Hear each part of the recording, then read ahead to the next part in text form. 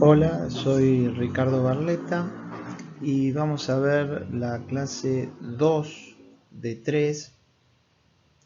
Este trabajo fue hecho con el ingeniero Roberto Flores y vamos a seguir tratando el tema de excavaciones en túnel. Bueno, dentro de los procedimientos constructivos ya pasamos a ver ahora equipos tuneleros, TBM, Tunnel Boring Machine, como se muestra en la figura. Dependiendo del diámetro completado su armado, tiene una longitud del orden entre 50 u 80 metros. También pueden alcanzar más de 80 metros. Los equipos TBM, también conocidos como máquinas topos o tuneleras, realizan la excavación y ejecución de revestimiento con una secuencia de tarea mucho más optimizada que la excavación manual. Por lo tanto, al tener mejores rendimientos, compiten para longitudes de importancia. Cuando los túneles tienen mayores a 2-3 kilómetros, las tuneladoras empiezan a ser muy competitivas en relación a la excavación manual. Uno de los primeros sistemas de avance sin escudo, reaccionando sobre las paredes de la roca excavada, es el que se muestra en este perfil. Acá podemos ver un corte donde los pistones reaccionan sobre las paredes del macizo y de la excavación y permite empujar a la tunelera hacia el frente y empezar a excavar. Acá se puede ver el sistema de avance sin escudo, donde podemos ver un pistón que reacciona sobre las paredes del túnel y se muestra aquí la carrera del pistón del cilindro hidráulico de 1,5 metros. Esto permite empujar hacia el frente y empezar a excavar el túnel. Bueno, en este esquema se observa la parte delantera de un equipo de los denominados de frente abierto. Se denomina frente abierto porque al no haber presencia de agua freática o piezométrica en el frente, se los puede hacer abierto y consta de la cabeza de corte, que es la que produce el corte, el escudo metálico, los cilindros hidráulicos de empuje que permiten empujar al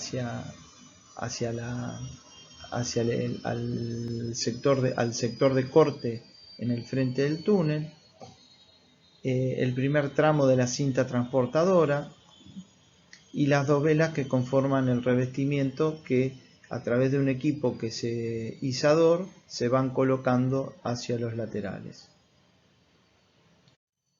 Bueno, acá se observa la parte central de la tunelera. Entre los elementos principales está el segundo carro con dovelas, ya que se necesita una fuerte asistencia porque se colocan en forma rápida, la continuidad de la cinta transportadora y los elementos de arrastre y ruedas que están por detrás. En la parte final del equipo, entre los elementos principales, se observan la zona de descarga de la cinta transportadora que lleva el material, lo descarga acá y permite sacarlo hacia la boca de salida.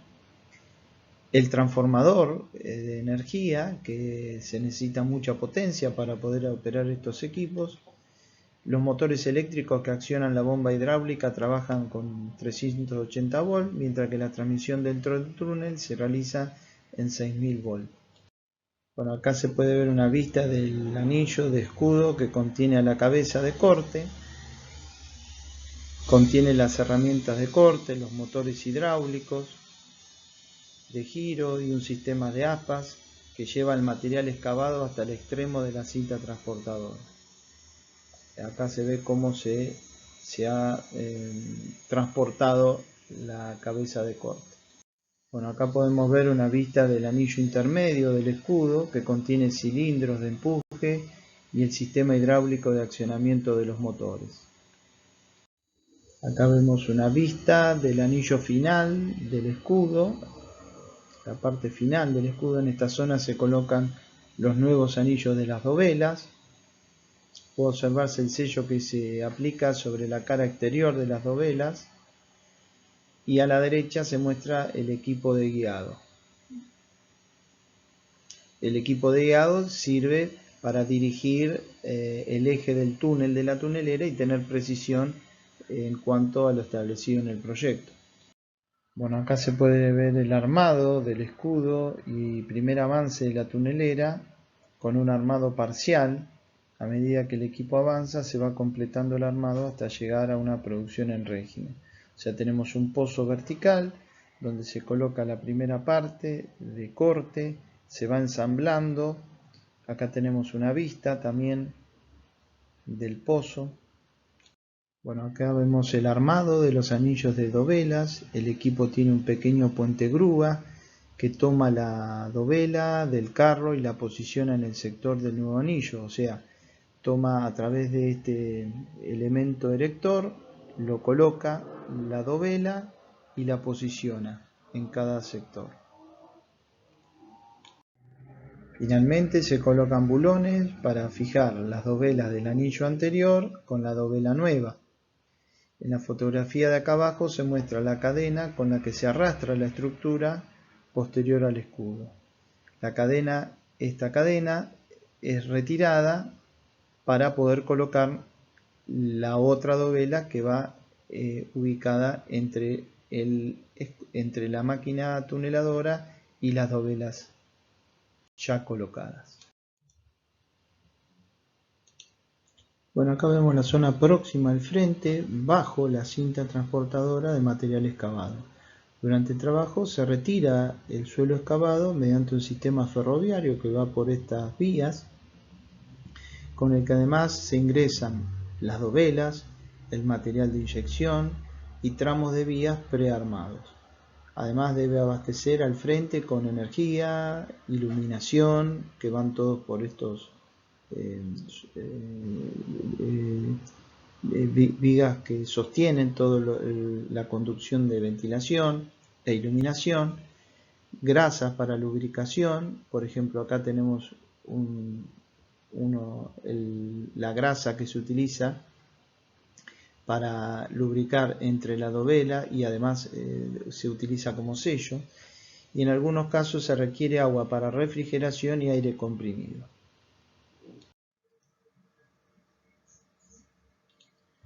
Bueno, vemos acá los sistemas con los que hay que abastecer al frente de la tunelera. Tenemos un sistema de rieles y durmientes para transportar el material a través de un ferrocarril, una cinta transportadora, una manga de ventilación, cables de alta tensión, tuberías de aire y de agua de entrada y salida. En este caso se observan los carros transportadores de dovela, el carro del personal, la locomotora de tracción y al fondo las vagonetas de transporte. Es de suma importancia reducir el ciclo de trabajo, para lo cual deben optimizarse las distancias para la extracción del material e ingreso de insumos. Por ejemplo, si esta distancia es muy importante, el recorrido del tren y el abastecimiento se empiezan a complicar. Las máximas distancias para ventilación e iluminación deben ser estudiadas. Por lo tanto, pueden ser necesarios pozos intermedios. Asimismo, deben estudiarse los movimientos ferroviarios y fundamentalmente el transporte vertical del material extraído en el pozo de trabajo. Entre la dovela y la línea de excavación se hace una inyección de mortero en el mismo ciclo de avance. Finalmente, en forma independiente del frente de excavación, se procede a realizar inyecciones de lechada de cemento con las que se sellan las filtraciones. Como pueden verse acá algunas filtraciones y los equipos para sellado. Acá pueden verse distintos sistemas de sellos entre dovelas y anillos. En estas fotografías de la tunelera desarmada después del trabajo se observa la traza que ha dejado la lechada de inyección, indicando que las presiones de inyección por dentro de la tunelera no pueden aumentarse exageradamente, ya que se lograría el reingreso por el frente de la tunelera, o sea, podría reingresar. En los pozos de trabajo se concentran e ingresan los insumos, por ejemplo, dovelas, tramos de vía, grasa, etc. Y se retira el suelo de excavación. Acá se ven algunas dovelas acopiadas, algunas que están por ingresar al pozo vertical. También se concentran las zonas de transformadores para el ingreso de energía en media tensión. En este caso, el movimiento de suelos vertical se hace mediante equipos de movimiento vertical que elevan las vagonetas y las vuelcan. O sea, extraen, este es el suelo que viene de la vagoneta, y lo vuelcan lateralmente. En otros casos se puede usar cinta transportadora e inclusive rampas para acceso de camiones. Acá vemos una planta de dovelas, una vista general, donde se fabrican y se depositan. Se necesita una superficie importante para abastecer a la producción del túnel. La ejecución de las dovelas es un proceso industrial en la que se tiene mucha importancia el vibrado de los moldes en el momento de la colocación y la utilización de vapor para el curado de los mismos. En cuanto a la disposición de las dovelas, podemos ver el desarrollo de la cara interior, cómo se ubican los tornillos y la colocación de las mismas. En cuanto a la disposición de las dovelas en el anillo, se puede observar la posición de la dovela denominada K, que es la última que se coloca porque es la que permite calzar de acuerdo a la forma trapecial y cerrar el círculo por completo del túnel. Acá vemos la otra dovela K colocada previa a esta fila de dovelas. La posición de la dovela K determina la curva que toma el alineamiento del túnel. Como vemos, esta posición de esta dovela hace que al ir colocándose en forma esta sí, esta no, esta sí, hace que el eje sea recto. Si se pusieran todas del mismo, provocaría la curvatura del túnel. El detalle del abulonamiento vemos aquí de las dovelas. Se deja perdido en el encofrado de la dovela un tarugo y los pasantes para los bulones. Acá podemos ver los equipos tuneleros tipo TBM alcanzan rendimientos muy altos. En el gráfico se muestran avances en las distintas líneas del metro de Madrid. Vemos metros de túnel y días calendario desde el primer anillo del túnel. Acá también vemos en Villa Martelli se colocó un túnel de 3 metros de diámetro y otro de 4,60 en el Colmer, y dependiendo de la programación de los trabajos, distancia entre pozos de soporte, tipo de material, es común alcanzar rendimiento de 20 metros por día. Imaginemos que la excavación manual puede estar en el orden del 10% o al 20% de lo que tiene una tuneladora. En este caso también se puede observar la falta de contacto entre el suelo y el escudo y la presencia de una interferencia previamente removida.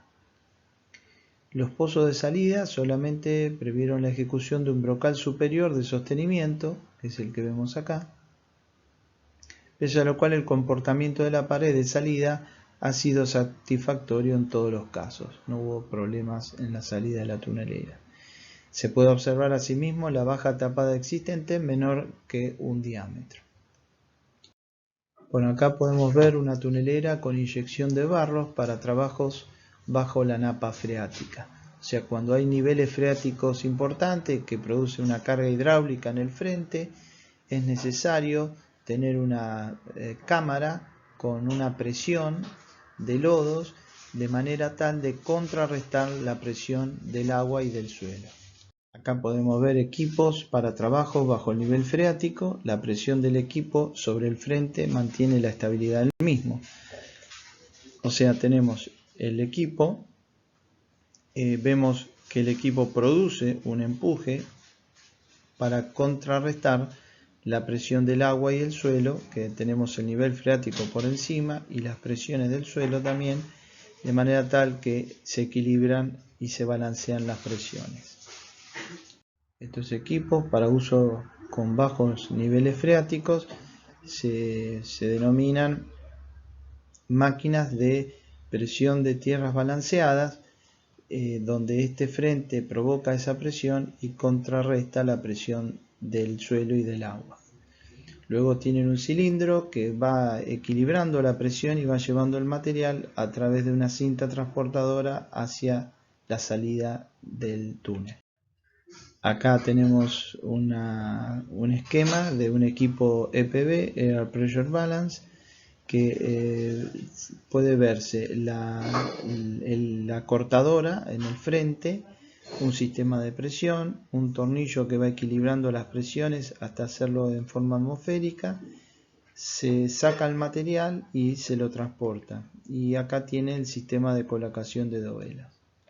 Siempre es importante realizar controles de deformaciones en zonas linderas o en obras donde haya construcciones antiguas, y para eso, para controlar esas deformaciones que provoca la excavación del túnel, se pueden ejecutar muros colados, de manera tal de que uno cuide el patrimonio de obras con mucha antigüedad. Recordemos que un túnel al excavar puede producir hundimientos sobre estructuras que, si son muy delicadas, pueden sufrir fisuras y rajaduras. Bueno, acá podemos ver los asentamientos permitidos según Madrid Infraestructuras de Transporte, donde cada color representa acciones a tomar y que deben ser dispuestas por el proyectista.